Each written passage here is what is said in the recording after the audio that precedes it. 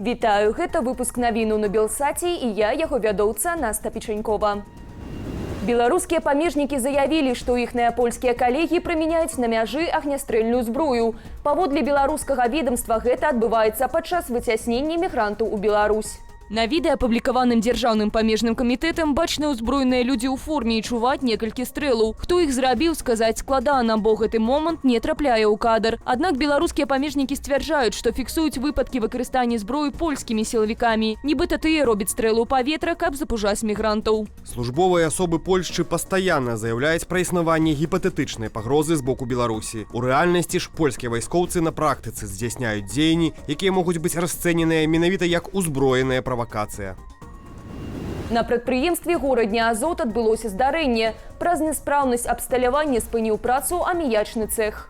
Паводле афіцыйнай заявы, што з'явілася ў тэлеграм-канале прадпрыемства экалогіі гораду, працаўнікам горадня Азот і жыхарам абласнога цэнтру нічога не пагражае. Прычыны інцыдэнту цяпер высвятляюцца.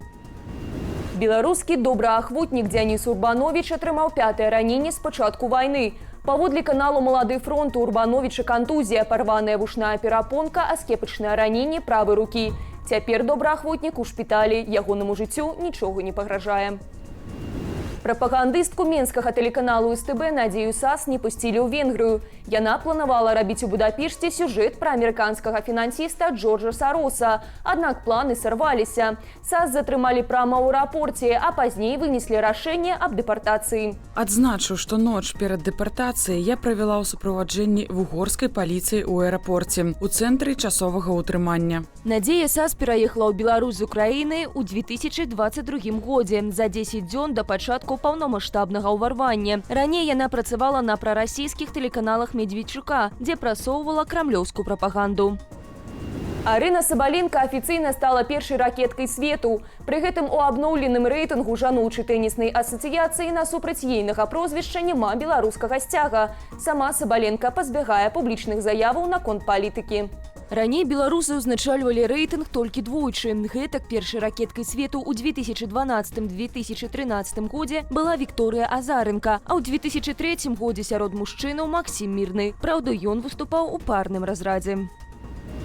Сергей Собянин перамог на выбарах мэра Москвы. Ён заступіць на 3-й тэрмін, паведамляе Цэнтр выбаркам Расіі. Гэтак Собянин упершыню балатаваўся ад партыі «Адзіная Расія» і набраў больш за 76% галасоў. Тады як за ягонага суперніка Леаніда Зюганова прагаласавала крыху больш за 8%. Больш за 2000 чалавек загінулі ў выніку землятрусу ў Марока. Яшчэ амаль 2500 атрымалі раненні. Землятрус магнітудою 6,8 адбыўся ў Марока 9 верасня. Ён стаў наймацнейшым за апошнія 120 гадоў. У выніку землятрусу ў старых гарадах разбурныя тысячы будынку. Паводле Сусветнай арганізацыі здароўя стыхія закранула больш як 300 000 чалавек. Пры гэтым колькасць пацярпелых будзе толькі расці, бо частка населеных пунктаў, якія закрануў землятрус, месцяцца ў горных раёнах краіны. ААН заклікае скасаваць забарону на выдачу пашпартоў беларусам за мяжой. Адпаведны ўказ Александра Лукашэнкі ўступіў у моц 7 верасня. Паводле ААН гэтая захада стварае рызыку парушыць правы тысяч беларусаў у выгнанні, у тым ліку абмежаваць іхную свабоду перамяшчэння. Ніхто не павінен адчуваць ціску, каб вяртацца і рызыкаваць трапіць пад пераслед. Мы заклікаем пераглядзець указ у адпаведнасці з міжнароднымі стандартамі.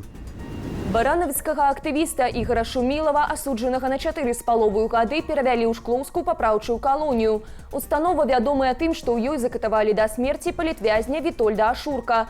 Шумілаў мае інваліднасць 3-й групы. Праз ДТЗ 10-гадовай даўніны ён згубіў нагу і мае праблемы з правай рукой. Беларускія прапагандысты прымуць удзел у вучэннях ВНК-2023. Іх навучаць працаваць у зоне ўзброенага канфлікту. Вучэнні адбудуцца на палігоне Лосвіда. Адзначаецца, што прапагандысты будуць жыць у намётах паводле армейскага распарадку дня. Тэарэтычныя і практычныя заняткі для іх правядуць інструктары міратворчай роты 103-й асобнай гвардзейскай паветрана-дэсантнай роты. Сярод асноўных прадметаў агнявая падрыхтоўка, сувязь і радыёперамовы, рукапашны бой і самаабарона, асновы ваеннай тапаграфіі, інжынерная падрыхтоўка з акцэнтам на парадак дзеянняў на замінаванай тэрыторыі. Міністэрства адзначае, што такія мерапрыемствы ладзяцца ўжо 3 гады. За гэты час падрыхтоўку прайшлі каля 70 журналістаў і блогераў. Стала вядома, як аформіць вуліцы і плошчы Менску да так званага Дня народнага адзінства. Свята, што Лукашенко прызначыў у 2021 годзе. Гэтак усе графічныя элементы пераважна чырвона-зялёнага колеру змесцяць на залатым фоне. Паводле прадстаўніцы Менск рэкламы Тацяны Бугарковай, золата сімвалізуе, цытата, рост дабрабыту, росквіт і бяспеку. Таксама ў афармленні будуць прысутнічаць кветкі канюшыны, лёну і пшанічныя класы. На гэтым я з вами развітваюся. Захвочваю ставіць лайки, каментаваць і дзяліцца нашым выпускам. Поўны агляд падзею дня глядзіце ў аб'ектыве. Усяго вам добрага і беражыце сябе.